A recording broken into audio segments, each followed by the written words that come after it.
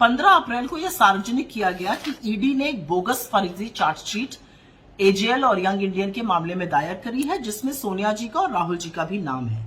अब क्योंकि सरकार ने इसमें इतने झूठ फैलाए हैं और हर कोई इसमें विशेषज्ञ बन गया है बिना तथ्य जाने, तो कुछ तथ्य, कुछ आंकड़े, कुछ सबूत, कुछ साक्ष्य आपके लिए जानने जरूरी है। सबसे पहले तो ये एजेएल और यंग इंडियन है क्या और किस तरह के झूठ फैलाए जाते हैं। यंग इंडियन एक कंपनी है और एसोसिएटेड जर्नल्स लिमिटेड एक कंपनी है। झूठ फैलाया जाता है कि यंग इंडियन ने एजेएल को टेक ओवर कर लिया, ये झूठ है। झूठ फैलाया जाता है कि सोनिया जी और राहुल जी खूब पैसा पीट रहे हैं, झूठ है। झूठ फैलाया जाता है कि उन्होंने कुछ हेराफेरी करी, झूठ है। अब समझ लीजिए बात क्या है। एजेएल एसोसिएटेड जर्नल्स लिमिटेड वो संस्था है जो नेशनल हेराल्ड छापती है। नेशनल हेराल्ड वो अखबार है जो जंगे आजादी के दौरान हिंदुस्तान की मुखर आवाज बनकर उभरा था। इसकी स्थापना खुद पंडित नेहरू ने, रफी अहमद किदवई जी ने, पुरुषोत्तम दास टंडन जी जैसे आजादी के महानायकों ने की थी। खैर, समय बढ़ता गया, ब्रिटानिया हुकूमत से हम लड़ते रहे। ब्रिटिश ने एजेएल को और नेशनल हेराल्ड को बैन भी किया था, लेकिन इसके बाद एजेएल पर लगातार कर्ज का बोझ बढ़ता गया। उसके ऑपरेशंस भी सस्पेंड करने पड़े, लोगों को देने के लिए तनख्वाह, उनके पीएफ वगैरह का पैसा भी नहीं था। तो 2002 से 2011 के बीच में कांग्रेस पार्टी ने 100 बैंक ट्रांजैक्शंस और चेक के माध्यम से 90 करोड़ का लोन एजेएल को दिया। लेकिन क्योंकि एजेएल पर कर्ज इतना ज्यादा था और ऑपरेशंस खत्म हो चुके थे, तो उसकी डेट को इक्विटी में कन्वर्ट किया गया, उसके ऋण को शेयर में कन्वर्ट किया गया। ये बहुत आम प्रैक्टिस है, सरकार भी एनसीएलटी में लगातार करती रहती है। और ये इक्विटी एक नई कंपनी यंग इंडियन में डाल दी गई। Young Indian section 25 companies act के section 25 not for profit company है।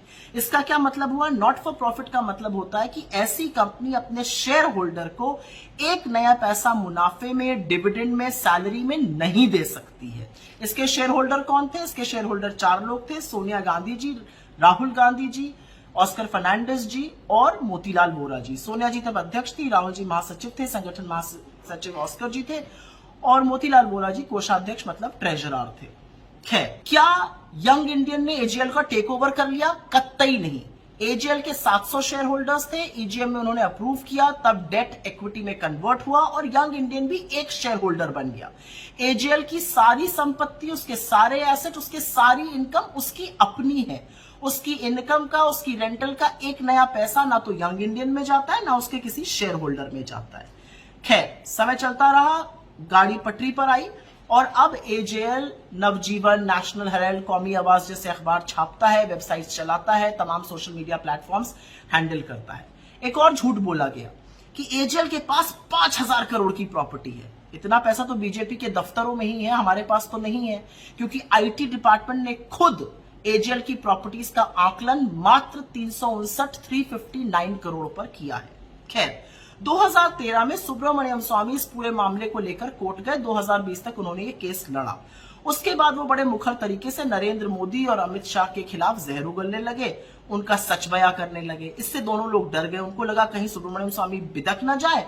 तो 2021 में सरकार ने खुद से एक केस फाइल कर दिया, सेम केस फाइल कर दिया हमारे खिलाफ। 2023 में ईडी ने प्रोविजनल ऑर्डर ऑफ अटैचमेंट जारी किया। 10 अप्रैल 2024 को ट्राइब्यूनल ने इस प्रोविजनल ऑर्डर ऑफ अटैचमेंट को कंफर्म किया और शर्त यह थी कि 365 दिन विद इन 365 डेज चार्जशीट दायर होनी। अगर चार्जशीट दायर ना होती तो केस खत्म हो जाता।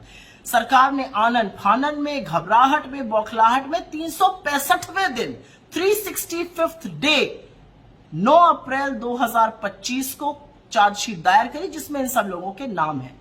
अगर आपके पास साक्ष्य थे, सबूत थे, 12 सालों से ये केस चल रहा है, आपके पास तथ्य थे, तो आपने पहले क्यों नहीं चार्जशीट दायर कर दी? आपको 365वें दिन के लिए इंतजार क्यों करना पड़ा? असलियत तो यह है कि नरेंद्र मोदी जी ने ईडी, सीबीआई और इनकम टैक्स जैसी एजेंसीज को भाजपा का पालतू फ्रंटल बना दिया है और उससे सिर्फ विपक्ष को प्रताड़ित किया जाता है, परेशान किया जाता है। कुछ लोग होंगे जो आपकी इन प्रताड़नाओं से डर जाते होंगे मोदी जी, लेकिन वो कांग्रेस वाले नहीं है। वो राहुल जी और सोनिया जी नहीं है जिनके अपनों का खून इस मिट्टी में शामिल है।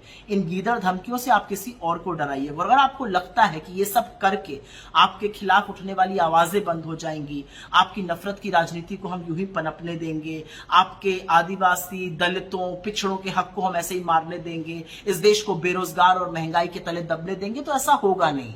हम आपको मणिपुर से लेकर आपकी हर विफलता पर सवाल पूछेंगे, क्योंकि हम आपसे डरते नहीं है और आपकी इन गीदड़ धमकियों का हम पर कोई असर नहीं पड़ता है।